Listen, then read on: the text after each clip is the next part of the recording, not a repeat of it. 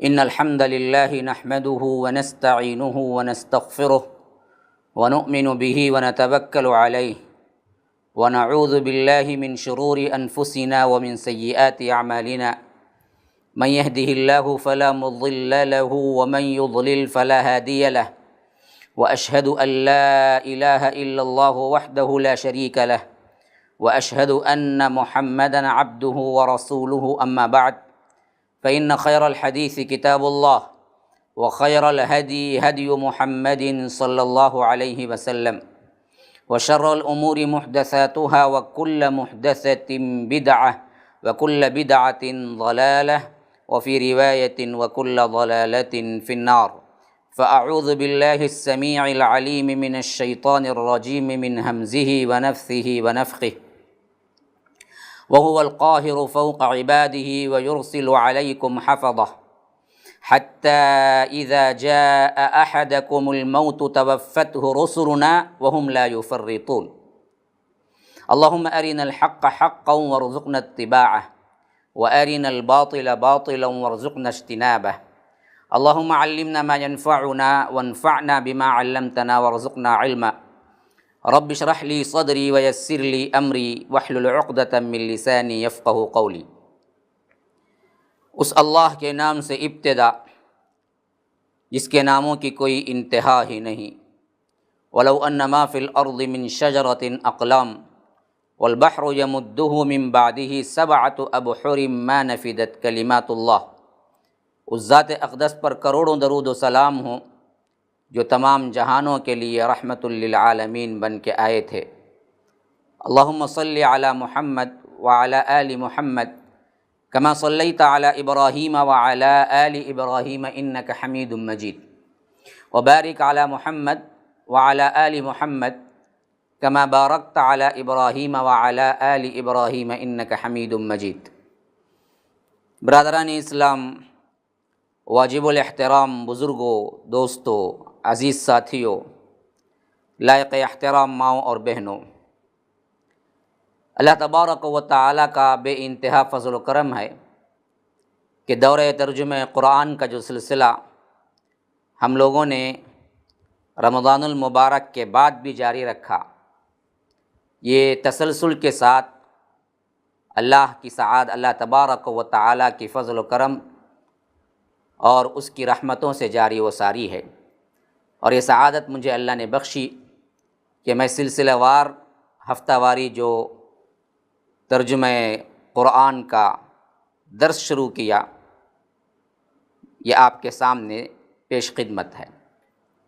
بغیر کسی تمہید کے گزشتہ کا جو مضمون ہم نے دورہ ترجمہ قرآن میں پڑھا وہ اللہ تبارک و تعالیٰ کے فضل و کرم سے کم 20 آیات تھے جو سورہ انعام کی ہم نے پڑھے، جو مکمل طور پر 60 آیات ہم نے مکمل کی تھی۔ اور میں نے آپ کے سامنے جو آیت تلاوت کی وہ 61ویں آیت ہے، جو رب العالمین کا ارشاد ہے کہ وَهُوَ الْقَاهِرُ فَوْقَ عِبَادِهِ وَيُرْسِلُ عَلَيْكُمْ حَفَظَةً حَتَّى إِذَا جَاءَ أَحَدَكُمُ الْمَوْتُ تَوَفَّتْهُ رُسُلُنَا وَهُمْ لَا يُفَرِّطُونَ۔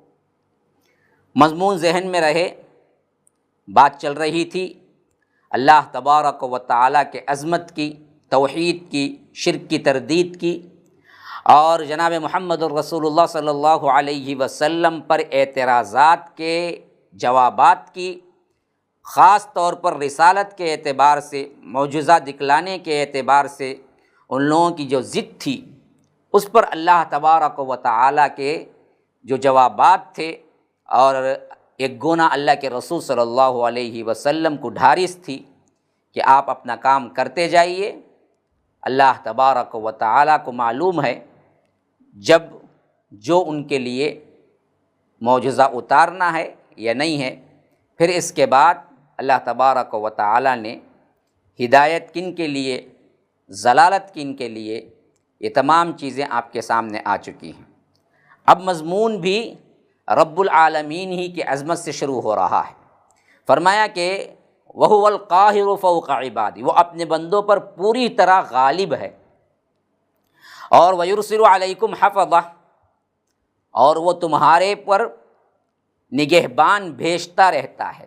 اللہ تبارک و تعالی خود قاہر ہے، بندوں پر غالب ہے، اور اس کے علاوہ اس کے فرشتے، یہاں پر جو یرسل علیکم کا صیغہ ہے وہ خاص طور پر اللہ کے حفاظت کرنے والے اللہ تبارک و تعالیٰ کے وہ فرشتے جو بندوں کی حفاظت کے لیے اللہ تبارک و تعالیٰ نے مقرر کیے ہیں، یہ دراصل مراد ہے۔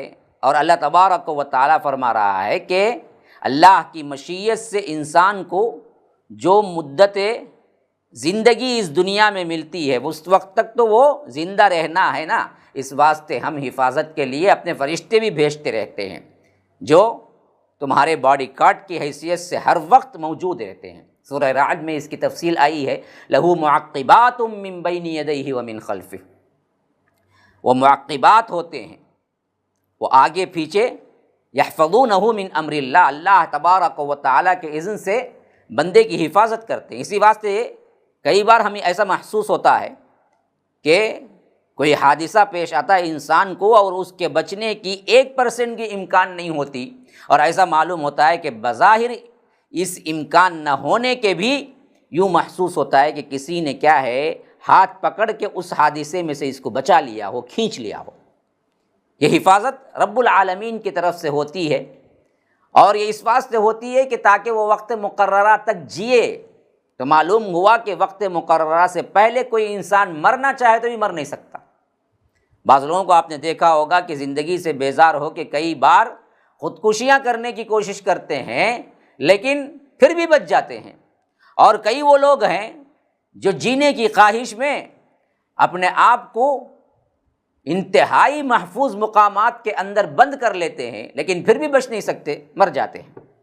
تو یہ حالت ہے۔ تو اللہ تبارک و تعالیٰ کہتا ہے کہ ہم ہیں بندوں پر غالب بھی، اور ہم بھیجتے رہتے ہیں اپنے فرشتوں کو تمہاری حفاظت کے لیے تاکہ تمہاری جو مقررہ زندگی ہے وہ پوری ہو جائے۔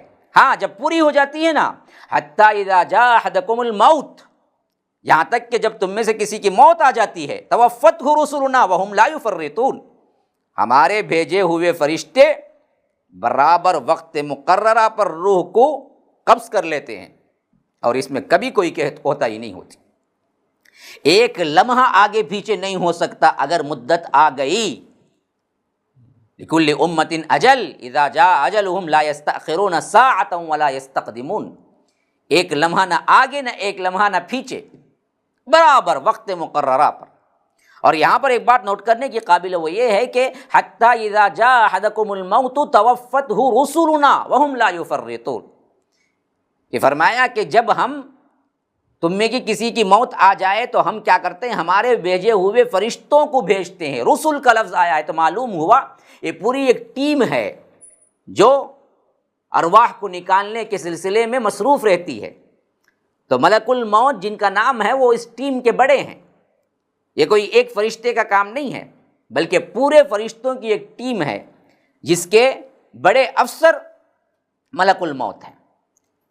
ہمارے ہاں بہت سے کیا ہیں نام ان کے لیے اسرائیل وغیرہ کا مشہور ہو گیا ہے، لیکن حدیث سے صریح طور پر یہ نام ثابت نہیں ہے۔ قرآن اور حدیث میں جو لفظ ہے وہ ملک الموت، اور ملک الموت میں بھی یہ بات ذہن میں رکھیے کہ یہ ملک الموت بھی اکیلے ایک نہیں ہیں بلکہ ایک پوری ٹیم کے ساتھ ہوتے ہیں، جیسا یہاں اس طرف اشارہ ہے کہ توفتہ رسلنا، ہمارے بھیجے ہوئے فرشتے ہیں وہ لوگ برابر اس کی روح کو قبض کر لیتے ہیں۔ وہم لا یفرطون، ان سے کوتاہی ہو ہی نہیں سکتی، ان سے آگے پیچھے ہو ہی نہیں سکتا۔ تو انسان کو جس وقت مرنا ہے وہ وہاں پر مرنا ہی ہے، اس میں کوئی رد و بدل نہیں ہوتا ہے۔ پھر فرمایا ثم ردوا الی اللہ مولاہم الحق، پھر وہ لوٹا دیے جاتے ہیں اللہ کی طرف جو ان کا مولا ہے برحق، اللہ ہی کی طرف سب کو رجوع ہونا ہے، جو ان کا مولا ہے، حق کے ساتھ وہی اصل ہے۔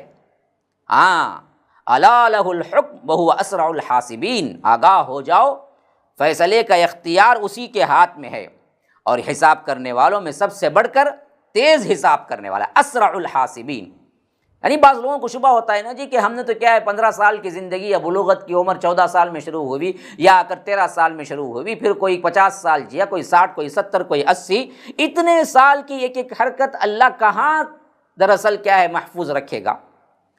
کیسے پوچھیں گے؟ یاد رکھیے اللہ کہتا ہے کہ میرے لیے محفوظ رکھنا بھی آسان ہے اور اس سب کا حساب لینا بھی آسان ہے، حکم میرا ہی چلتا ہے، اسرع الحاسبین، سب سے بڑھ کر تیز حساب لینے والا ہے۔ یہ دراصل کیا ہے؟ اللہ تبارک و تعالیٰ کی حاکمیت ظاہر ہو رہی ہے، اور اس کی تنظیم جو کہ کائنات کے اندر اللہ تبارک و تعالیٰ نے رکھی ہے اس طرف اشارہ ہے۔ فرمایا کہ قُلْ مَن يُنَجِّيكُم مِّن ظُلُمَاتِ الْبَرِّ وَالْبَحْرِ تَدْعُونَهُ تَضَرُّعًا وَخُفْيَةً، ان سے پوچھئے کہ کون تمہیں نجات دیتا ہے خشکی اور سمندروں کے اندھوروں میں سے، جبکہ تم اسی کو پکارتے ہو بہت ہی گڑ گڑاتے ہوئے، دل ہی دل میں چپکے چپکے۔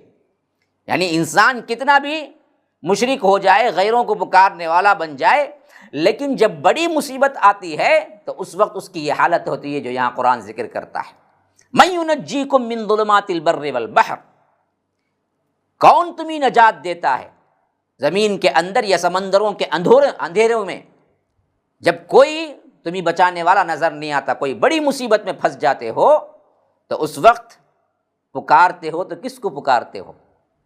صرف اسی کو پکارتے ہو نا جی، اور اس وقت تمہاری حالت یہ ہوتی ہے تدعونہ تضرعا وخفیہ، تضرع کرتے ہوئے، گڑ گڑاتے ہوئے، چپکے چپکے، آہستہ آہستہ، لیکن اس وقت رب العالمین تمہاری ان مصیبتیں ٹال دیتا ہے، تمہیں نجات دے دیتا ہے، تو یاد رکھو اس وقت تمہارا کردار کیا ہوتا ہے۔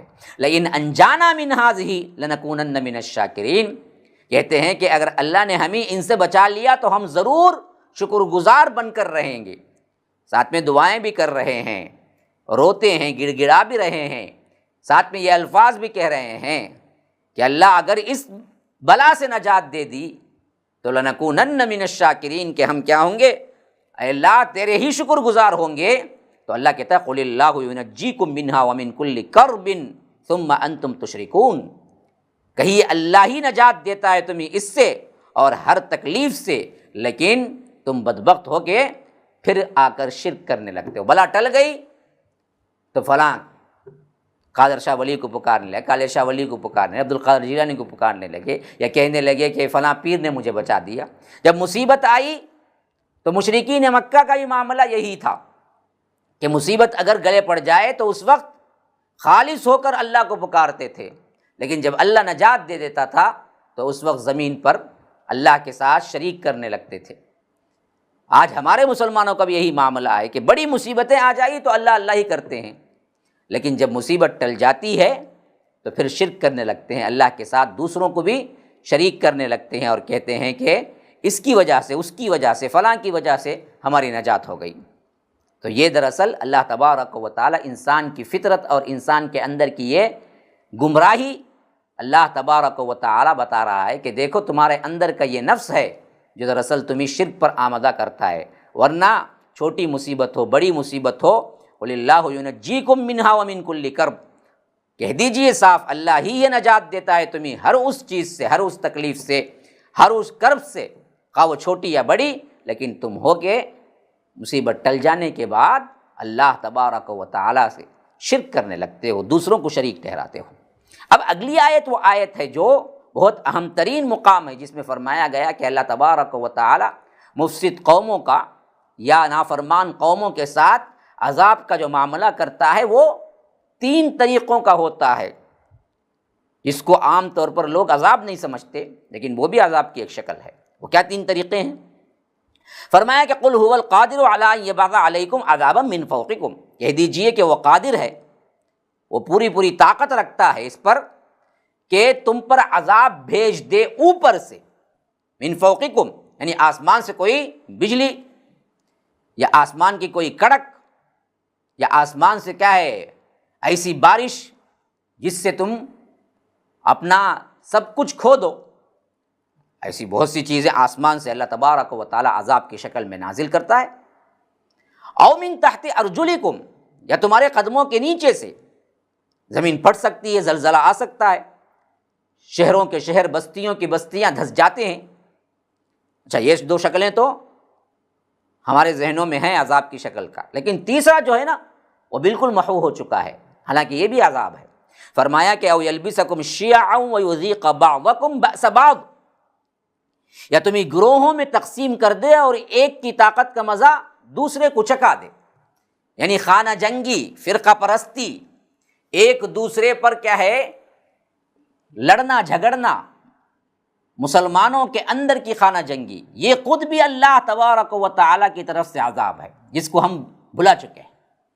آج ہمارے اندر جتنے فرقے ہیں، جتنی لڑائیاں ہیں، جتنے حسد ہیں، جتنے گالی گلوج ہیں، ہم سمجھتے ہیں کہ یہ ہماری دین کا ہم دفاع کر رہے ہیں، اصل میں معاملہ یہ ہے کہ یہ خود ایک عذاب کی شکل ہے رب کے پاس۔ او یلبسکم شیعا ویذیق بعضکم بأس بعض، تمہیں گروہوں میں تقسیم کر دے اور ایک کی طاقت کا مزہ دوسرے کو چکھا دے۔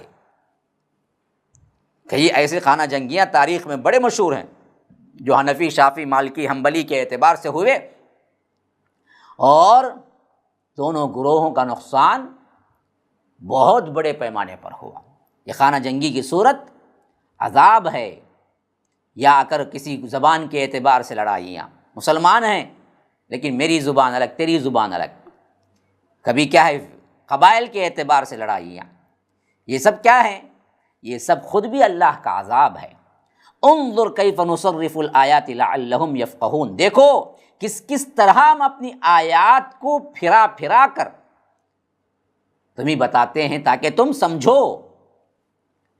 نصرف الآیات، ابھی ہم نے پڑھا تھا گزشتہ مضمون میں بھی، تصریف کا لفظ، ہم کیسے کس طرح تمہیں کیا ہیں پھرا پھرا کر سمجھاتے ہیں تاکہ تم سمجھ جاؤ۔ تو یہ بہت اہم ترین چیز ہے کہ رب العالمین بات کو جب بھی ذکر کرتا ہے، دوسری مرتبہ، تیسری مرتبہ، چوتھی مرتبہ، لیکن قرآن کا ایک اعجاز ہمیں دکھتا ہے کہ ہر مرتبہ ایک نیا انداز لے کے، نیا پہلو لے کے، مضمون تو وہی توحید اور شرک کا ہے، لیکن ہر دفعہ آپ کو ایسا لگے گا کوئی بالکل نیا مضمون آ رہا ہے۔ اس طرح اللہ تبارک و تعالی پھرا پھرا کر سمجھانے کے لحاظ سے تمہیں بہترین طور پر سمجھا رہا ہے۔ پھر فرمایا کہ وَكَذَّبَ بِهِ قَوْمُكَ وَهُوَ الْحَقُّ، اے نبی صلی اللہ علیہ وسلم، آپ کی قوم نے اسے جھٹلا دیا حالانکہ وہ حق ہے۔ بِهِ، کسے؟ بِهِ کا اشارہ کس طرف ہے؟ القرآن۔ اللہ تبارک و تعالیٰ فرماتا ہے کہ یہ آپ کی قوم نے کیا کیا ہے؟ اصل چیز جس کو جھٹلایا ہے وہ آپ کو نہیں ہے، دراصل قرآن کو جھٹلایا ہے، جبکہ وہ حق ہے۔ وہ سب سے بڑا اللہ کے رسول صلی اللہ علیہ وسلم کو عطا ہونے والا معجزہ ہے۔ اس معجزے کو دیکھنے کے باوجود بدبخت کہتے ہیں کہ فلاں معجزہ دکھاؤ، فلاں دکھاؤ، فلاں دکھاؤ، اصل تو معاملہ یہ سامنے ہے۔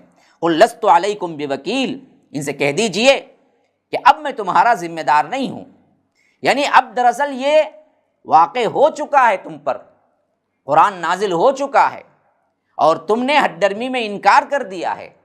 اب دراصل کیا ہے، اللہ کا عذاب کا دروازہ کب کھل جائے، کب معاملہ کیا ہے تمہارا بالکل ہی نیست و نابود کر دیا جائے، میں نہیں کہہ سکتا، اور میں تمہارا وکیل نہیں ہوں، میں ذمہ دار نہیں ہوں، پہنچانے کی ذمہ داری ہے وہ میں نے کر دیا۔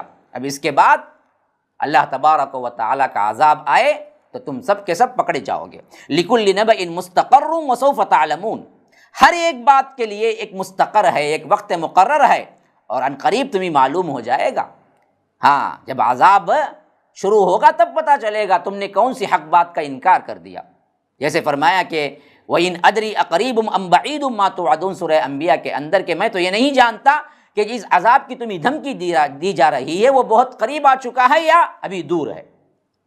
لیکن اگر تم اسی طرح اللہ تبارک و تعالیٰ کی نافرمانی کرتے رہو گے تو ایک نہ ایک دن ضرور عذاب تم پر آ کر رہے گا۔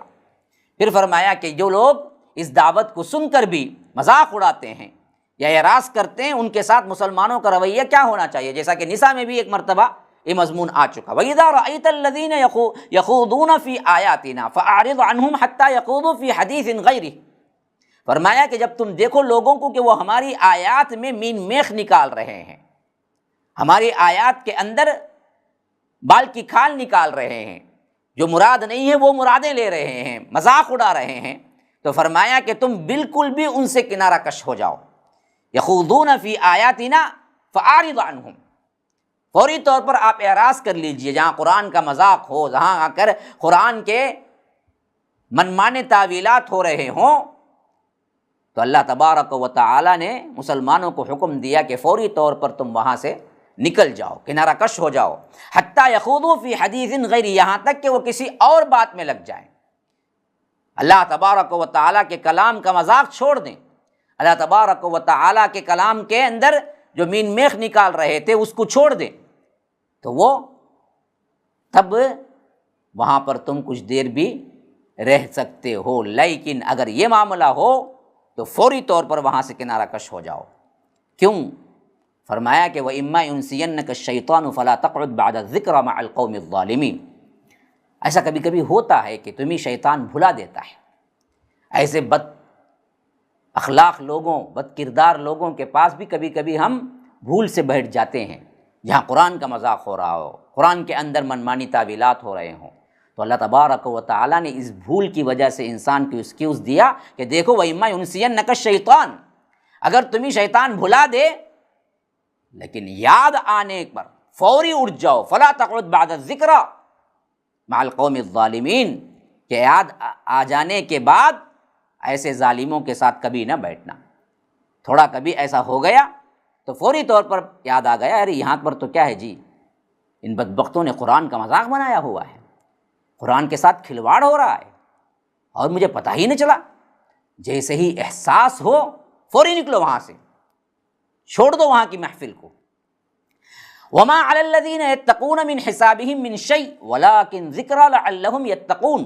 یقیناً جو لوگ تقوی کی روش اختیار کرتے ہیں ان پر ان لوگوں کے حساب کی کوئی ذمہ داری نہیں ہے، ان بدبختوں کی جو اوپر گزرا ہے، لیکن یہ یاد دہانی ہے تاکہ وہ لوگ تقوی اختیار کریں. تو معلوم ہوا کہ حتی الامکان اپنے آپ کو بچاؤ اور ساتھ میں امر بالمعروف نہی عن المنکر پہنچاتے رہو. ان سب کے باوجود بھی گمراہی پر اڑے رہیں گمراہ لوگ تو پھر اس پر تمہاری کوئی ذمہ داری نہیں ہے. پھر اللہ تم سے نہیں پوچھے گا. یہ گویا کہ کیا ہے، انڈائریکٹلی اللہ کے رسول صلی اللہ علیہ وسلم کو بتایا جا رہا ہے کہ آپ غمگین نہ ہو، آپ دراصل پہنچا چکے ہیں، آپ تن من دھن لگا چکے ہیں، پھر بھی یہ لوگ نہیں سدھرتے ہیں تو حساب کی ذمہ داری آپ پر نہیں ہے، آپ کو نہیں پوچھا جائے گا. ہاں، آپ کو یاد دہانی کرانا تقوی کی روش کے لیے تاکہ وہ لوگ پلٹ جائیں، یہ تو کرتے رہنا چاہیے. بعض لوگ ایک بار بولتے، دو بار بولتے، تین بار بولتے، پھر اس کے بعد خود ہی فیصلہ کر لیتے، ارے بھائی انہیں تو کیا ہے بھائی، کبھی سننے والا نہیں ہے بھائی، اسے سمجھانا ہی بیکار ہے نا. آپ کا کام سمجھانا ہے، وہ کرتے رہیے. ولیکن ذکر لعلہم یتقون، یہ ایک یاد دہانی ہے تاکہ تقوی اختیار کریں. تو ہمیں وہ چیز کرنا ہے، لیکن اس واسطے بالکل دعوت اسلام سے، امر بالمعروف سے، نہی عن المنکر سے رک ہی جانا کہ دیکھو بھائی یہ تو مان کر نہیں دیتا، یہ بھی غلط ہے. یا سمجھاتے سمجھاتے تھک جانا بھی غلط ہے. یا یہ سمجھنا کہ سب کچھ کرنے کے باوجود بھی اللہ مجھ سے پوچھے گا، یہ بھی دراصل ایک طرح کی ڈھارس ہے کہ نہ، اگر تم نے کام کر لیا تو جو لوگ تقوی کی روش اختیار کرتے ہوئے کام کر لیتے ہیں ان لوگوں پر کیا ہے، حساب کی کوئی ذمہ داری نہیں ہے ان برے لوگوں کے. انہوں نے کیوں ایسا کیا، کسی کو کیا ہے کان پکڑ کے، کسی کو کیا ہے بالجبر نیک بنانا، یہ ذمہ داری ہمیں نہیں دی گئی ہے. وَذَرِ الَّذِينَ اتَّخَذُوا دِينَهُمْ لَعِبًا وَلَهْوًا، چھوڑ دو ان لوگوں کو جنہوں نے اپنے دین کو کھیل اور تماشا بنا لیا. دین کو یاد رکھیے، آج اس کو بہت ہی معمولی طور پر لیا جا رہا ہے، دین کو کھیل مذاق اڑانے کا. دوستوں میں کوئی دوست داڑھی رکھ لیا تو داڑھی کا مذاق ہو گیا. سہیلیوں میں کوئی سہیلی کیا ہے برقع پہن لی تو اس کے برقعے کا مذاق اڑانا. خود کون کر رہے ہیں؟ مسلمان کر رہے ہیں، اور انہیں سمجھ بھی نہیں ہے کہ یہ انہوں نے کیا کر دیا، بہت بڑا گناہ ہے. یہاں تک کہ اللہ کے رسول صلی اللہ علیہ وسلم سے فرمایا جا رہا ہے کہ چھوڑ دیجئے.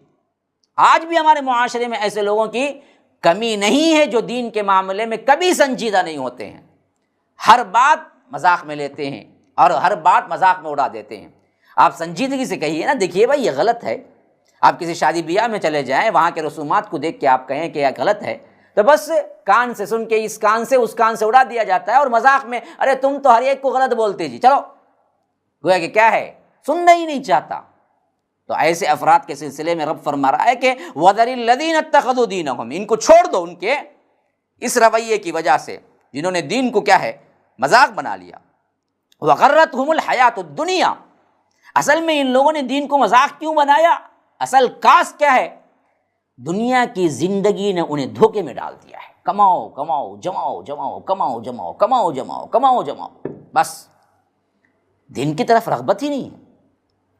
اصل کاس دین کا مذاق اڑانا، اصلی وجہ اندر وغرتہم الحیات الدنیا، دنیا کی زندگی نے انہیں دھوکے میں ڈال دیا ہے. ہاں لیکن ایسے لوگوں کو بھی متقی لوگ، دیندار لوگ یہ کہہ کے چھوڑ دینا کہ میں نے تو کہہ دیا اب وہ ماننے والا نہیں ہے، نہیں. فرمایا کہ وذکر بہ ان تبصر نفس بما کسبت، یہ ہے اصل حقیقت جو ہمارے لیے مضمون ہے. آپ تذکیر کیجئے، یاد دہانی کیجئے اسی قرآن کے ذریعے بھی. کیوں؟ فرمایا کہ ان تبصر نفس بما کسبت، مبادا کوئی جان اپنے کرتوتوں کی وجہ سے گرفتار نہ ہو جائے. ہاں بظاہر دکھ رہا ہے مذاق اڑا رہا ہے، بظاہر دکھ رہا ہے مان کر نہیں دے گا، لیکن ایک داعی کو کبھی مایوس نہیں ہونا چاہیے. اسی لیے اللہ کے رسول صلی اللہ علیہ وسلم سے فرمایا گیا کہ وذکر بہ، آپ قرآن کے ذریعے سے ان کی تذکیر کرتے رہیے، انہیں یاد دہانی کراتے رہیے. کیوں؟ ان تبصر نفس بما کسبت، اس کا نفس جو کمایا ہے اس کی وجہ سے وہ گرفتار نہ ہو جائے عذاب جہنم میں، گرفتار نہ ہو جائے اللہ کی پکڑ میں. یہ درد تو ہونا ہی چاہیے ہر داعی کو کہ یہ ہے، لیکن بدبخت جانتا نہیں ہے، اس واسطے ہم اس کو اس کے حال پہ نہیں چھوڑ سکتے، ہم اس کو سمجھاتے رہیں گے. اسی لیے فرمایا کہ مبادا کوئی جان اپنے کرتوتوں کے سبب گرفتار نہ ہو جائے. اور اسی بات کو سورہ قاف کے آخر میں فرمایا فذکر بالقرآن من یخاف وعید، قرآن کے ذریعے سے آپ تذکیر کیجئے اس شخص کو جو واقعتاً ڈرتا ہے. پھر فرمایا کہ لیس لہا من دون اللہ ولی ولا شفیع، پھر اس کے لیے نہیں ہوگا اللہ کے مقابلے میں کوئی کارساز بھی اور کوئی سفارش کرنے والا بھی. یہ سفارش کی نفی ہو رہی ہے، لیکن یہ کن کے لیے؟ کفار کے لیے. کیوں؟ حقیقی اعتبار سے قل للہ شفاعت جمیعا، کل کی کل شفاعت یہ دراصل اللہ ہی کے لیے ہے. اس حیثیت سے نفی ہو رہی ہے کہ کوئی کارساز نہیں ہے، کوئی ولی نہیں ہے، کوئی شفیع نہیں ہے، لیکن اس کے ساتھ ساتھ مسلمانوں کے لیے نیک لوگوں کی شفاعت حق ہے. من ذا الذی یشفع عندہ الا باذنہ، اللہ جس کو اذن دے وہ کر سکتا ہے. تو ایک طرف کلی نفی ہے کفار و مشرکین کے لیے، ایک طرف گنہگار مسلمانوں کے لیے یہ بھی بتایا گیا کہ وہاں کے اچھے لوگ، امت کے صلحاء، امت کے شہداء، امت کے انبیاء سفارش کریں گے. لیکن یہاں پر جو سفارش کی نفی ہے وہ کل کا کل کس کے لیے ہے؟ وہ اس کے لیے ہے جو شرک پر مر گیا، جو کفر پہ مر گیا، اس کے لیے تو کوئی شفیع بھی نہیں ہے اور کوئی ولی بھی نہیں ہے. وَإِن تَعْدِلْ كُلَّ عَدْلٍ لَا يُؤْخَذْ مِنْهَا، فرمایا کہ اگر یہ فدیہ دینا چاہیں گے تو دنیا بھر کا فدیہ، کل کا کل فدیہ دے کر بھی وہ اپنے آپ کو چھڑا نہیں سکیں گے، کیونکہ لا یؤخذ منہا، ان سے قبول ہی نہیں کیا جائے گا. تو یہ دے کے بچ جائیں گے، وہ دے کے بچ جائیں گے، نہ کوئی نہیں بچانے والا ہوگا. تو کفر سے بچو، شرک سے بچو.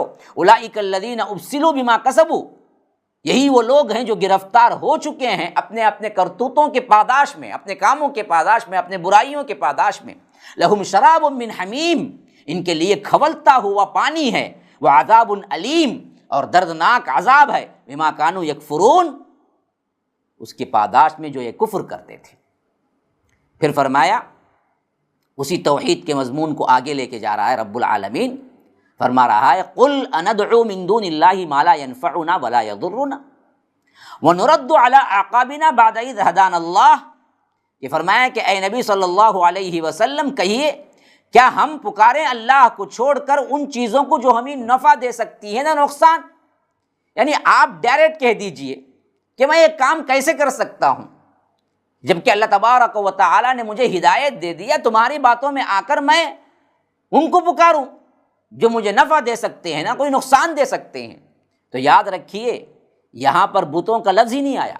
من دون اللہ، جو کوئی بھی اللہ کے علاوہ، سب کے سب ہیں. یہ بہت بڑا مغالطہ ہے جو ہم نے سمجھ لیا کہ شرک صرف بتوں سے ہوتا ہے، بتوں کو پکارنا، ولی ہو، جھنڈا ہو، بنڈا ہو، قبر ہو، کوئی بھی ہو، من دون اللہ ہے نہیں ہے، وہ اللہ کے علاوہ ہے نا، بس سب کے سب آ گئے اس کے اندر۔ اندعو من دون اللہ، کیسے میں اللہ کو چھوڑ کر پکاروں جو سب کے سب کوئی بھی ہوں۔ ان کی صفت یہی ہے کہ ما لا ینفعنا ولا یضرنا، جو نہ نفع دے سکتی ہیں یا نقصان دے سکتے ہیں۔ وَنُرَدُّ عَلَىٰ أَعْقَابِنَا بَعْدَ إِذْ هَدَانَا اللَّهُ كَالَّذِي اسْتَهْوَتْهُ الشَّيَاطِينُ فِي الْأَرْضِ حَيْرَانٍ، فرمایا کہ اور ہم اپنی ایڑیوں کے بل لوٹا دیے جائیں اس کے بعد بھی کہ اللہ نے ہمیں ہدایت دے دی ہے، اس شخص کی مانند جیسے شیاطین نے جنگل بیابان میں بھٹکا کر حیران و سرگرداں کسی کو چھوڑ دیا ہو۔ ہم اس حالت میں جائیں گے پھر کیسے؟ یعنی ہم کیسے ان لوگوں کی طرح ہو جائیں جو اپنے ایڑیوں کے بل اللہ تبارک و تعالیٰ کی آیتوں سے اعراض کرتے ہوئے جو پلٹ جاتے ہیں، اللہ نے ہدایت دینے کے باوجود بھی منافقت اختیار کرتے ہیں، یا ان لوگوں کی طرح ہو جائیں جن کو جنگل و بیابان نے شیطان بالکل بھٹکا دیا ہو، جیسے بے راہ لوگ ہوتے ہیں، گمراہ لوگ ہوتے ہیں، ان کی طرح ہم کیسے ہو جائیں؟ یا ایسا لہو اصحاب یدعونہ الی الہدی ائتنا، اس کے ساتھ ہی اس کو سیدھے راستے کی طرف پکار رہے ہوں، آؤ سیدھے راستے کی طرف آؤ، یہاں پر سیدھی سیدھی صراط مستقیم کی طرف، لیکن یہ نہیں سن کے دیتا۔ ان حالتوں میں ہم کیسے چلے جائیں جبکہ اللہ نے ہمیں ہدایت دے دی؟ یہ بات ہے اصل میں۔ قل اندعو من دون اللہ، میں اللہ کو چھوڑ کر کیوں پکاروں؟ ما لا یضرنا ولا ینفعنا، جبکہ وہ کوئی بھی ہو جس کو بھی پکارو اللہ کو چھوڑ کر، اس کا حال یہ ہے کہ وہ کوئی نفع دے سکتا ہے نہ نقصان۔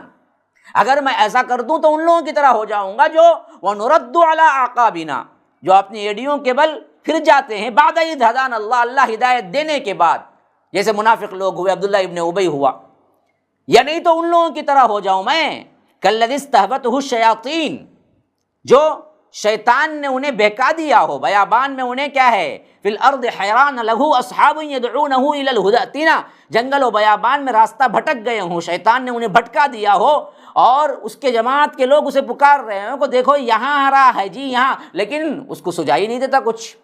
ایسے بھٹکے ہوئے لوگوں میں ہو جاؤں؟ نہیں، ان سب چیزوں میں نہیں ہو سکتا، مجھے اللہ نے سیدھے راستے پر رکھا ہے۔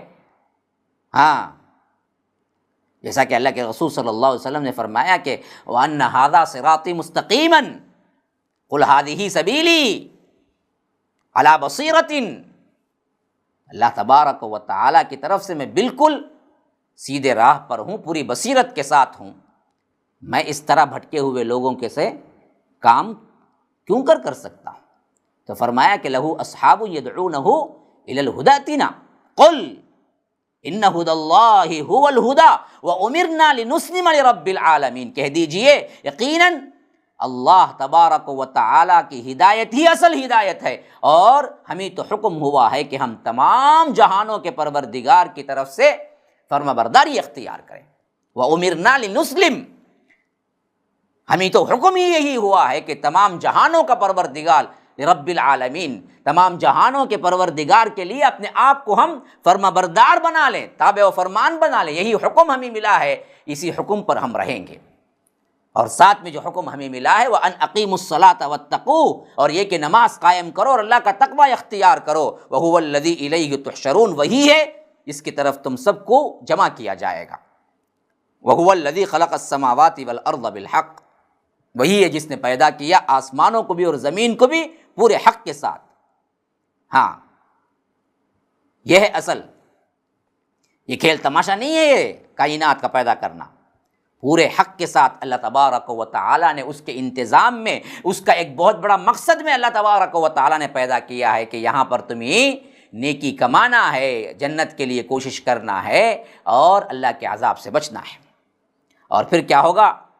وَيَوْمَ يَقُولُ كُن فَيَكُونُ، وہ جس دن کہے گا کہ ہو جا تو وہ ہو جائے گا، یعنی جس دن کہہ دیا جائے گا کہ اب یہ زمین و آسمان یہ کائنات درم برم ہو جا تو ہو جائے گی، جیسا کہ سورہ انبیاء میں فرمایا یوم نطوی السماء کطی السجل للکتب، ہم تمام کو آسمانوں کو لپیٹ میں لے لیں گے، جیسے کتابوں کو ہم لپیٹ دیتے ہیں اس طرح ہم آسمانوں کو لپیٹ کے فنا کر دیں گے، بالکل بھی کیا نیست و نابود کر دے گی۔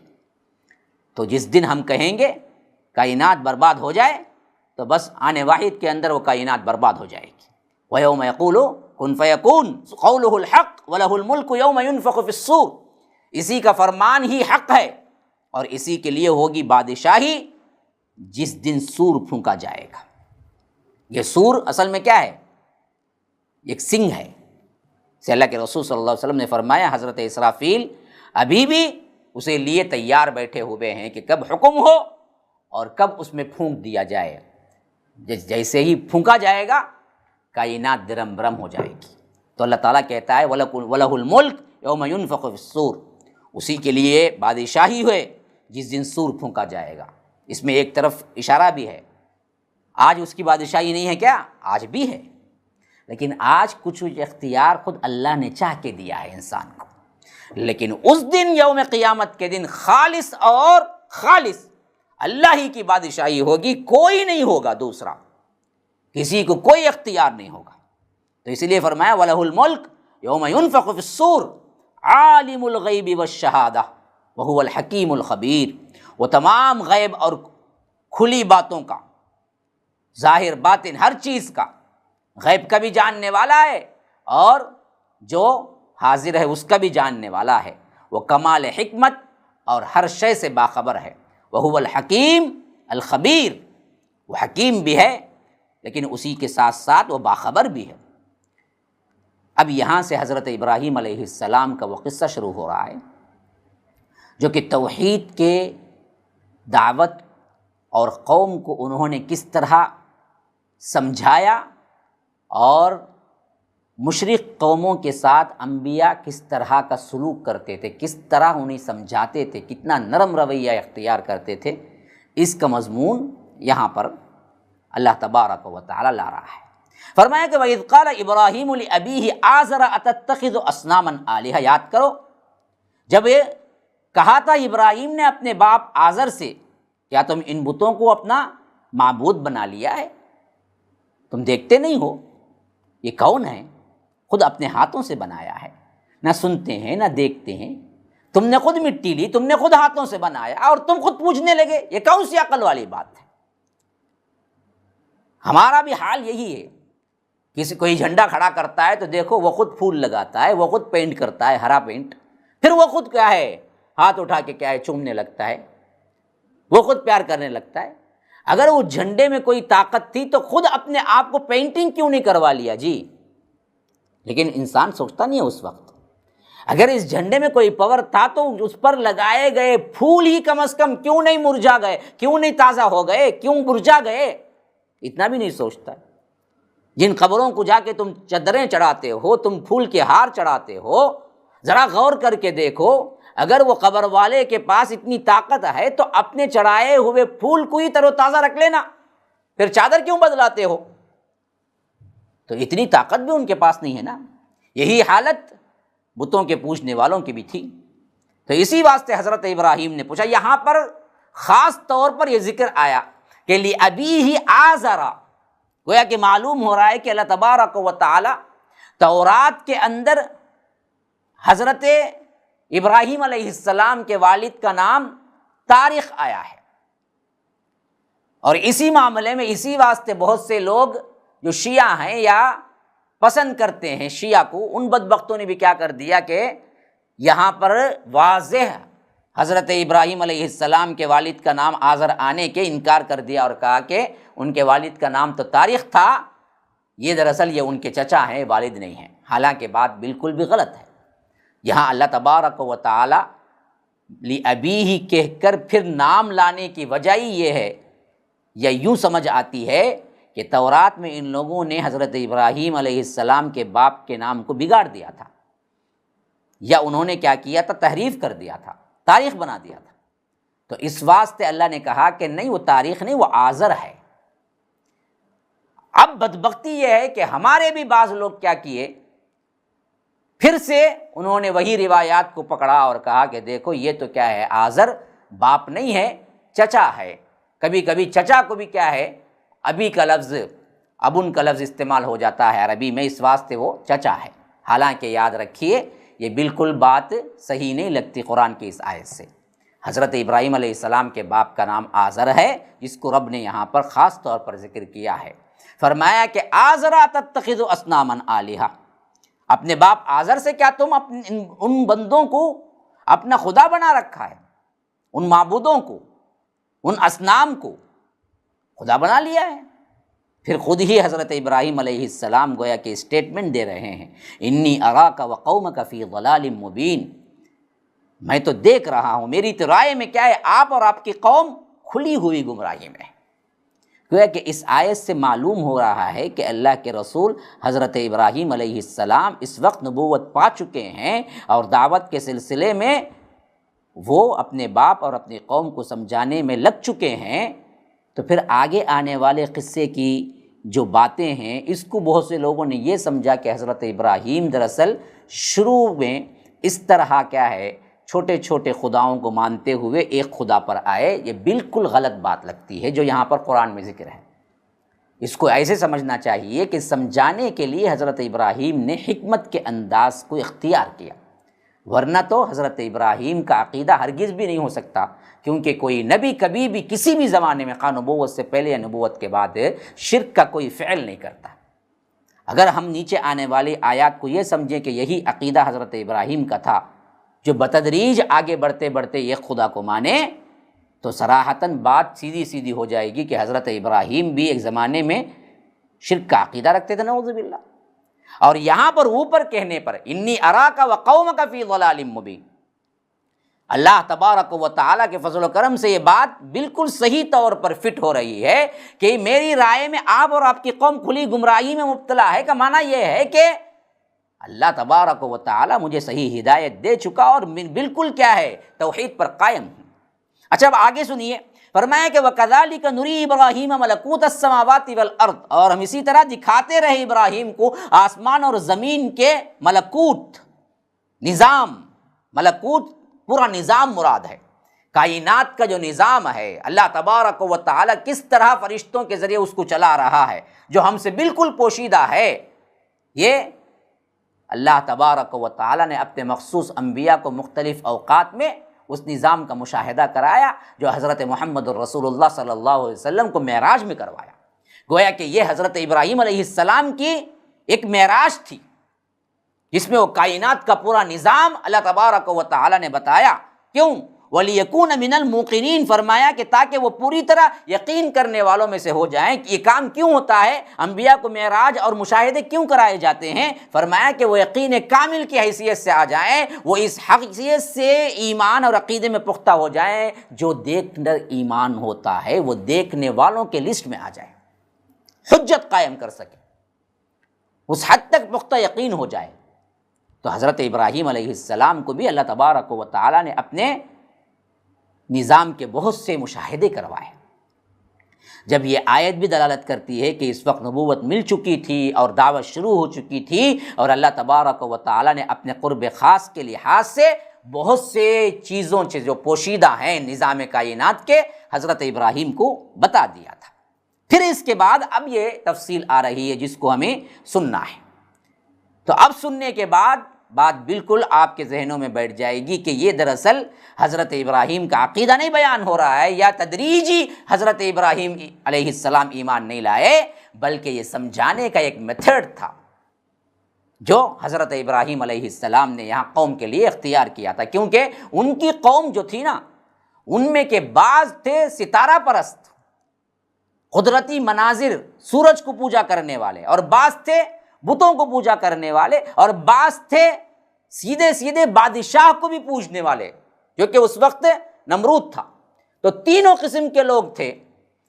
تو دو تین دعوتیں، نمرود کا معاملہ تو وہ آ گیا جو ہم نے بقرہ میں پڑھ لیا تھا، اور اسی طرح ابراہیم علیہ السلام خاص اپنی قوم اور اپنے باپ کو دعوت دینے کا معاملہ ہم آگے پڑھیں گے، جو حضرت مریم علیہ السلام یعنی سورہ مریم کے اندر آ گیا ہے۔ یہاں پر ان لوگوں کے لحاظ سے تردید آ رہی ہے جو ستارہ پرست یا سورج کی پوجا کرنے والے تھے، ان کو دعوت دینے کا ایک طریقہ ہے جو حضرت ابراہیم علیہ السلام نے یہاں اختیار کیا ہے۔ اس سے ہرگز یہ مغالطہ نہیں ہونا، یہ غلط فہمی نہیں ہونا چاہیے کہ حضرت ابراہیم بھی اسی تدریجی مراحل سے گزر کر اللہ کو پہچانے، نعوذ باللہ، وہ تو نبی تھے، وہ کسی حالت میں بھی شرک کر ہی نہیں سکتے تھے۔ تو فرمایا کہ فلما جن علیہ اللیل رأى کوكبا قال ھذا ربی، بس جب رات کی تاریکی نے ڈھانپ لیا تو انہوں نے ایک چمکدار ستارے کو دیکھا، رأى کوكبا، کہا قال ھذا ربی، یہ ہے میرا رب۔ یہ تو صراحتاً شرک کا جملہ ہے، تو نبی کیسے کہہ سکتا ہے؟ نہ، اصل میں یہ ہے کہ ان کو سمجھانے کے اعتبار سے گویا کہ ایک استفہامیہ انداز میں پوچھ رہے ہیں، یہ ہے میرا رب، یہ میرا رب ہے اور یہ ہے میرا رب، یہ بھی ہو سکتا ہے۔ اور فرمایا کہ فلما افل قال لا احب الافلین، پھر وہ چمکدار ستارہ صبح ہوتے ہوتے غائب ہو گیا، غروب ہو گیا، تو کہنے لگے ارے غروب ہو جانے والوں کو تو میں پسند نہیں کرتا، یہ کیسا خدا ہو سکتا ہے، یہ تو غروب ہو گیا۔ گویا کہ اشارہ ان لوگوں کی طرف ہے کہ بدبختو، جن تاروں کو تم پوج رہے ہو، یہ تو تمہارا خدا ایسے ہے جو رات میں دکھتا ہے اور دن میں غائب ہو جاتا ہے، ایسے خدا کو میں کیسے مان لوں؟ یہ اصل ہے، یہ حضرت ابراہیم کا عقیدہ ہرگز بھی نہیں ہے، یہ ان کی قوم کے ان لوگوں کی طرف اشارہ ہے جو ستارہ پرست تھے۔ پھر اس کے بعد کیا ہوا؟ اللہ فرماتا ہے کہ فلما رأى القمر بازغا قال ھذا ربی فلما افل قال لئن لم يهدنی ربی لأکونن من القوم الضالین۔ پھر جب انہوں نے دیکھا کہ چاند چمکتا ہوا ہے، چمکتا ہوا چاند کو دیکھا، بازغا، کہا کہ قال ھذا ربی، یہ میرا رب ہے۔ پھر کیا ہوا؟ فلما افل قال لئن لم يهدنی ربی لأکونن من القوم الضالین۔ پھر جب وہ بھی کیا ہے چھپ گیا، غائب ہو گیا، تو انہوں نے کہا کہ اگر میرے رب نے مجھے ہدایت نہ دی تو میں گمراہوں میں سے ہو جاؤں گا۔ گویا کہ کیا ہے، یہ بھی دراصل انہی کی طرف اشارہ ہے کہ ھذا ربی کا مطلب انہوں نے رب نہیں مان لیا، انہوں نے کہا کہ دیکھو اس کو مانتے ہو، چاند کو تم، یہ بھی غائب ہو گیا۔ تو صاف دراصل کیا ہے، ان لوگوں سے کہا جا رہا ہے کہ میرے رب نے مجھے ہدایت نہ دی تو میں تو تمہارے ان بیکار خرافاتی اعتقادات میں بھی گمراہ ہو جاؤں گا، لیکن میں گمراہ نہیں ہوں، اللہ کے فضل سے میں اللہ تبارک و تعالیٰ پر ایمان لایا ہوا ہوں۔ یہ الفاظ باقاعدہ طور پر بتا رہے ہیں کہ یہاں پر دراصل ان کا عقیدہ بیان کرنا مقصود ہے، یہ تدریجاً دراصل انہوں نے کیا نہیں کیا، توحید کو نہیں پہنچے، نعوذ باللہ۔ اب تیسری بات اور بھی کیا ہے، وضاحت کے ساتھ آ رہی ہے، فرمایا کہ فلما رأى الشمس بازغۃ قال ھذا ربی، کہا جب سورج چمکتا ہوا نظر آیا سامنے، کہا کہ یہ میرا رب ہے، ھذا اکبر، ارے یہ بھی بڑا بھی ہے، تارے سے، چاند سے سورج بڑا ہے، تو شاید یہی میرا رب ہے اور یہ بڑا بھی ہے۔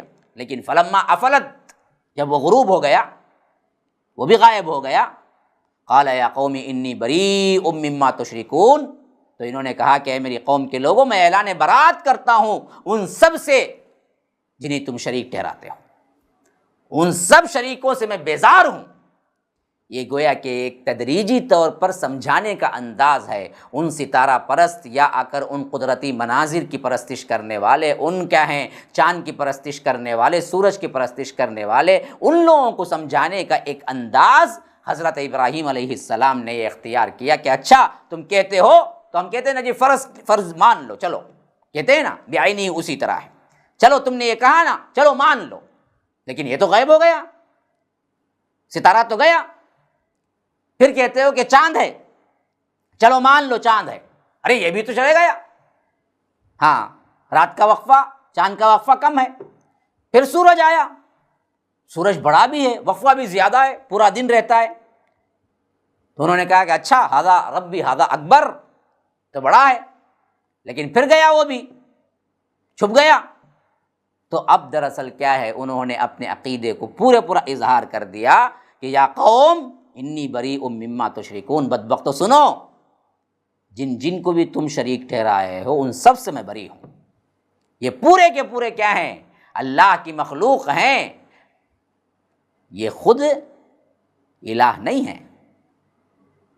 جن کو تم نے کہا میں نے بھی مان کے دیکھ لیا بظاہر تمہارے سامنے، لیکن سب مٹ گئے، سب چلے گئے، تو یہ لوگ کیسے خدا بن سکتے ہیں؟ ہاں، پھر اس کے بعد توحید کا اعلان دیکھیے کس شد و مت کے ساتھ انہوں نے پیش کیا۔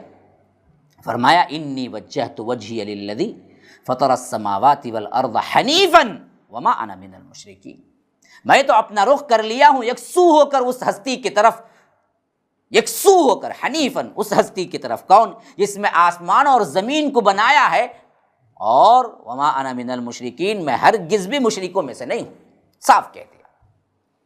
یاد رکھیے ہم نے اس آیت کو کیا کر لیا ہے، نماز سے پہلے پڑھنے کے لحاظ سے نیت کے طور پہ سمجھ لیا ہے، حالانکہ یہ کہیں حدیث سے ثابت نہیں ہے۔ یہ دراصل نماز کے تکبیر کے بعد تو ثابت ہے، تکبیر سے پہلے پڑھنے کا نہیں ہے، جو ہمارے ہاں غلط العام ہو گیا ہے۔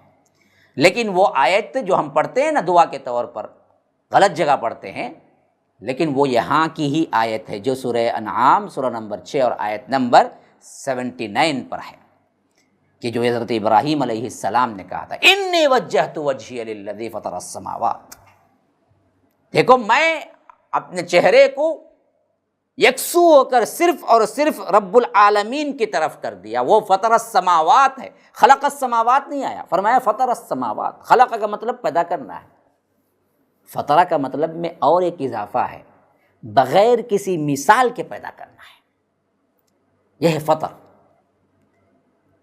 کہ یہاں پر فرمایا کہ فطر، میرا رب تو وہ ہے نا جو پہلے ایک کائنات چل رہی تھی، وہاں دیکھا آئیڈیا آیا، اچھا ایک چاند سورج ایک کائنات ایسا چل رہا ہے تو ہم بھی بنائیں گے۔ عموماً انسان کچھ بناتا ہے تو دیکھ کے بناتا ہے، لیکن یہ میرا رب وہ ہے جو بغیر مثال کے پیدا کیا ہے، تو میں بھی اپنا رخ، اپنا چہرہ اسی رب کی طرف کر دیا۔ فطر السماوات والارض، جو آسمانوں اور زمین کا بغیر مثال کا پیدا کرنے والا ہے، آسمان اور زمین کو، حنیفاً، اور سب کی طرف سے یکسو ہو کر، سب سے کٹ کر، یہ ہے حنیف۔ فرمایا وما، اسی واسطے اس دین کا نام بھی دین حنیف ہے، سب سے کٹ کے رب العالمین کی طرف ہو جانا، شرک کا کوئی حصہ بھی کسی بھی حالت میں اپنی زندگی میں نہیں لانا۔ وما انا من المشرکین، صاف ڈکلیئر کر دیا کہ میں مشرکوں میں سے نہیں ہوں۔ اب آ گئی وہ بات بالکل کھل کر، وحاجہ قومہ، اس کی قوم اس سے بحث کرنے لگی۔ تو گویا کہ پورا اوپر کا منظر تبلیغی انداز تھا، دعوتی انداز تھا، جو حضرت ابراہیم علیہ السلام اپنی قوم کو پیش کر رہے تھے، اور جب پیش کر کے انہوں نے ثابت کر دیا عقلی دلائل سے بھی کہ بدبختو، تم نے جن مناظر قدرت کو خدا بنا رکھا ہے وہ دراصل خدا ہو ہی نہیں سکتے، کیونکہ وہ سب کے سب مٹ گئے ہیں، اور میں آج اعلان کہتا ہوں کہ ان سب خداؤں کو میں انکاری ہوں، اور میں صرف اس رب العالمین کا ماننے والا ہوں جس کا کوئی شریک نہیں ہے، اور میں کسی کو شریک نہیں کرتا۔ تو اس وقت یہ قوم جو یہ سب کچھ سن کے پلٹنے کے بجائے ان سے جھگڑنے لگی، حاجہ قومہ۔ تو حضرت ابراہیم نے فرمایا قال اتحاجونی فی اللہ وقد ہدان ولا اخاف ما تشرکون به الا ان یشاء ربی شیئا، کیا تم مجھ سے حجت بازی کر رہے ہو اللہ کے بارے میں، جبکہ مجھے تو اس نے ہدایت دے دی، وقد ہدان، میں کیسے پھر سکتا ہوں؟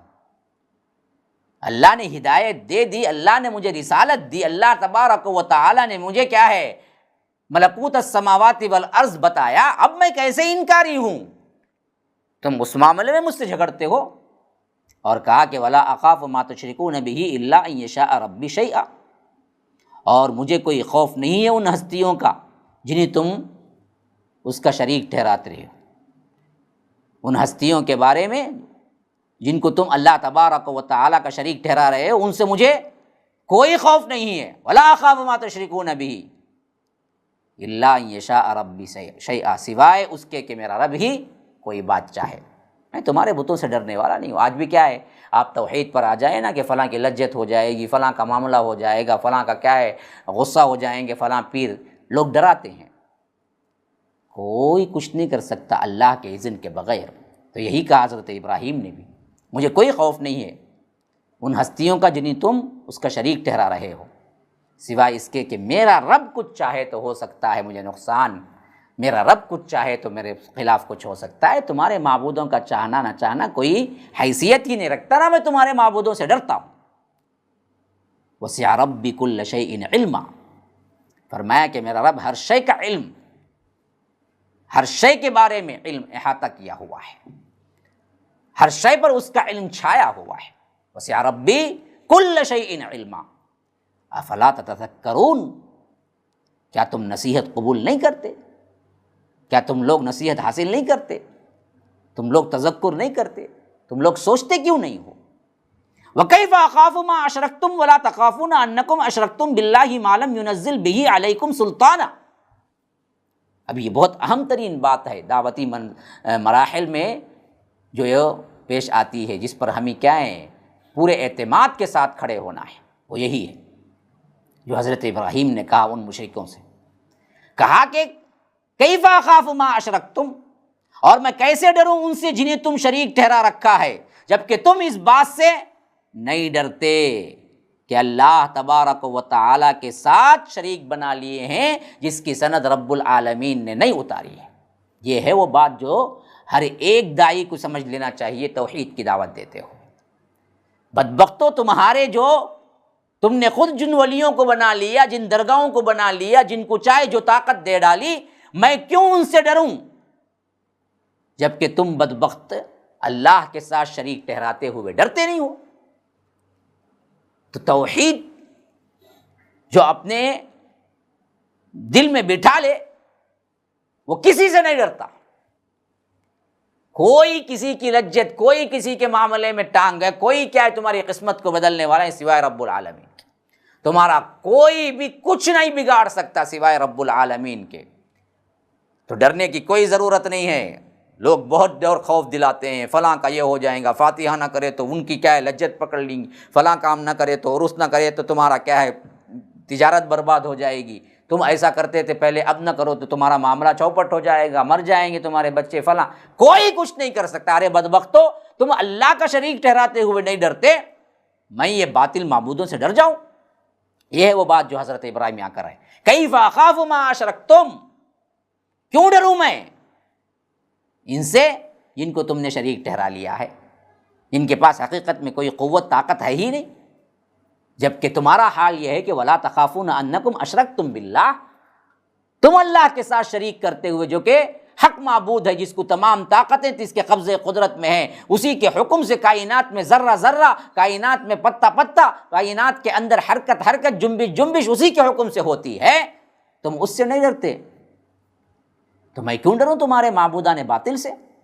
جبکہ حال تمہارا یہ ہے کہ ما لم ينزل به سلطانہ، کہ اللہ تبارک و تعالی نے کوئی سند بھی نازل نہیں کی ہے تمہارے جن معبودوں کو تم نے شریک ٹھہرا رکھا ہے۔ بتاؤ اگر ہے تو ان کنتم صادقین، بتاؤ خود ہاتھو برہانکم ان کنتم صادقین۔ کالے شاہ ولی ہیں، عبدالقادر جیلانی ہے، فلاں غوث اعظم ہے، فلاں کیا کرتے ہیں بگڑی بناتے ہیں، فلاں کیا ہے تقدیریں لیتے ہیں، فلاں کیا ہے مردے کو جلا دیتے ہیں، اللہ نے کہاں لکھ کے دے دیا کہ یہ سب میرے خاص ولی ہیں جن پر میں نے یہ کام یہ چیزیں تقسیم کر کے دے رکھی ہیں؟ بتاؤ ہے سند کوئی؟ اسی لیے فرمایا ما لم ينزل به سلطان فأي الفریقین احق بالامن ان کنتم تعلمون۔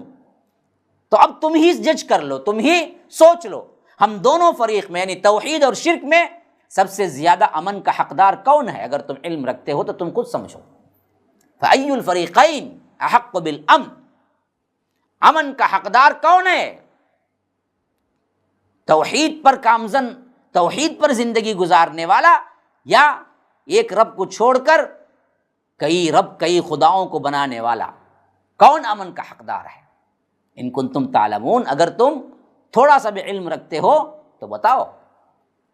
تو امن کا حقدار تو صرف اور صرف توحید والا ہوتا ہے نا جی۔ اسی واسطے نیچے آیت اللہ تبارک و تعالیٰ نے بتا دیا، واقعہ تو چل رہا تھا یہ، لیکن جیسے امن کی بات آئی، امن کی وضاحت اللہ تبارک و تعالیٰ نے فرمایا کہ ابراہیم علیہ السلام نے وہاں تو پوچھا کہ فأی الفریقین احق بالامن، دونوں فریقوں میں سے امن والا کون ہو سکتا ہے؟ تو اللہ نے نیچے کہا کہ الذین آمنوا ولم یلبسوا ایمانہم بظلم فاولئک لہم الامن۔ دیکھو جو لوگ ایمان لائے اللہ پر اور اپنے ایمان کو کسی طرح سے بھی ظلم سے آلودہ نہ کیا، ظلم کے ساتھ ملاوٹ نہ کی، تو صحابہ تو ڈر ہی گئے کہا کہ اللہ کے رسول صلی اللہ علیہ وسلم کون ہے جو زندگی میں چھوٹا موٹا بھی ظلم نہ کرتا ہو؟ سب کے ہاتھوں کچھ نہ کچھ ظلم ہو جاتا ہے۔ اللہ نے تو یہاں کہا کہ وہی لوگ امن کے حقدار ہیں جو ایمان لاتے ہیں اور ظلم کی ملاوٹ نہیں کرتے۔ تو اللہ کے رسول صلی اللہ علیہ وسلم نے فرمایا کہ تمہاری یہ بات یہ نہیں ہے اصل، یہاں ظلم سے مراد شرک ہے۔ پھر دلیل دیتے ہوئے سورہ لقمان کی وہ آیت پڑھی جو حضرت لقمان علیہ السلام اپنے بیٹے کو نصیحت کرتے ہوئے کہتے ہیں کہ وَلَقَدْ آتَيْنَا لُقْمَانَ الْحِكْمَةَ أَنِ اشْكُرْ لِلَّهِ وَمَنْ يَشْكُرْ فَإِنَّمَا يَشْكُرُ لِنَفْسِهِ وَمَنْ كَفَرَ فَإِنَّ اللَّهَ غَنِيٌّ حَمِيدٌ وَإِذْ قَالَ لُقْمَانُ لِابْنِهِ وَهُوَ يَعِظُهُ يَا بُنَيَّ لَا تُشْرِكْ بِاللَّهِ إِنَّ الشِّرْكَ لَظُلْمٌ عَظِيمٌ۔ فرمایا کہ شرک سب سے بڑا ظلم ہے، اور یہاں پر ظلم سے مراد بھی شرک ہے۔ تو آیت کا ترجمہ یوں ہوگا کہ یقیناً جو لوگ ایمان لائے اور اپنے ایمان کو شرک کے ساتھ ملاوٹ نہ کیا، ہاں آمنوا ولم یلبسوا ایمانہم بظلم، تو فرمایا کہ اولئک لہم الامن، انہی کو اصل میں امن ہے، انہی کو اصل میں کیا ہے؟ سلامتی ہے۔ وہم مہتدون، اور یہی ہدایت یافتہ ہے، یہی ہدایت یافتہ ہے، انہی کے لیے امن ہے۔ تو یاد رکھیے یہاں سے کیا ہے، اور انبیاء کرام کا ایک گلدستہ 18 انبیاء کرام کے نام لے کے اللہ تبارک و تعالی پھر شرک کی نفی کر رہا ہے، جو اس کے بعد متصل آیت آ رہی ہے، لیکن اس میں وَتِلْكَ حُجَّتُنَا آتَيْنَاهَا إِبْرَاهِيمَ عَلَىٰ قَوْمِهِ، تو اس سے وہ بات اور اچھی طرح واضح ہو گئی۔ جو اوپر کا جو دعوت کا مرحلہ، یا یوں سمجھ لیجئے کہ قوم سے جو بات چیت ہوئی، اس کے بارے میں اللہ نے وضاحت کر دی، یہ حضرت ابراہیم کا عقیدہ نہیں تھا، بلکہ یہ ہماری وہ حجت تھی جو ہم نے ابراہیم کو عطا کی تھی ان کے قوم کے خلاف، یعنی ایک تدبیر عطا ہوئی تھی کہ کس طرح ٹیکل کرو ان مادہ پرستوں کو، ان کیا ہے ستارہ پرستوں کو، ان کیا ہے سورج پرستوں کو، کس طرح آپ سمجھاؤ۔ تو اللہ تبارک و تعالی نے ایک حکمت دی تھی، اور اس طرح انہوں نے اپنی قوم پہ حجت قائم کر دی، ورنہ تو عقیدہ ان کا کبھی یہ نہیں تھا کہ سورج میرا رب ہے، یا چاند میرا رب ہے، یا تارا میرا رب ہے۔ یہ سمجھانے کے لیے اللہ تبارک و تعالی نے انہیں ایک گائیڈنس دیا تھا، جس کے ذریعے سے انہوں نے قوم کو سمجھایا۔ انشاءاللہ ہم اگلے بار وہ تمام انبیاء کرام کے نام بھی پڑھیں گے جن کو اللہ تبارک و تعالی ان کے نام کے ساتھ استعمال کر کے کہتا ہے کہ یہ سب کے سب بھی کیا ہے، شرک میں اگر ہوتے تو اللہ تبارک و تعالی ان کو بھی معاف نہ کرتا۔ شرک کی سب سے بڑی خطرناکی اور شرک کتنا بڑا ظلم ہے، اس پر اللہ تبارک و تعالی اگلی آیات میں ہمیں بیان کر رہا ہے۔ اللہ تعالیٰ جو کچھ سنا اس پر عمل کرنے کی بھی توفیق عطا فرمائے۔ اللہ تعالیٰ جس طرح کہ ہے قرآن کے ان دروس کو ہم سن رہے ہیں، اس میں اللہ تبارک و تعالیٰ ذوق و شوق پیدا کر دے، اور اللہ تبارک و تعالیٰ کے کلام کا جو اصل مقصد ہے توحید اور شرک سے بچنا، اللہ تبارک و تعالیٰ اس سے بھی ہمیں پورا مستفید فرمائے۔ جس طرح توحید کو اپنانا ہے اس طرح توحید کو اپنانے کی توفیق دے، اور جس طرح شرک سے بچنا ہے اس طرح اللہ تبارک و تعالی ہمیں شرک سے بچائے۔ اللہ تبارک و تعالی دین دنیا کی ہر بھلائی صحت و عافیت کے ساتھ عطا فرمائے۔ ھذا وباللہ التوفیق، صلی اللہ وسلم علی نبینا محمد۔ اسأل اللہ لی ولکم ولسائر المسلمین من کل ذنب فاستغفروہ انہ هو الغفور الرحیم۔ والسلام علیکم ورحمۃ اللہ وبرکاتہ۔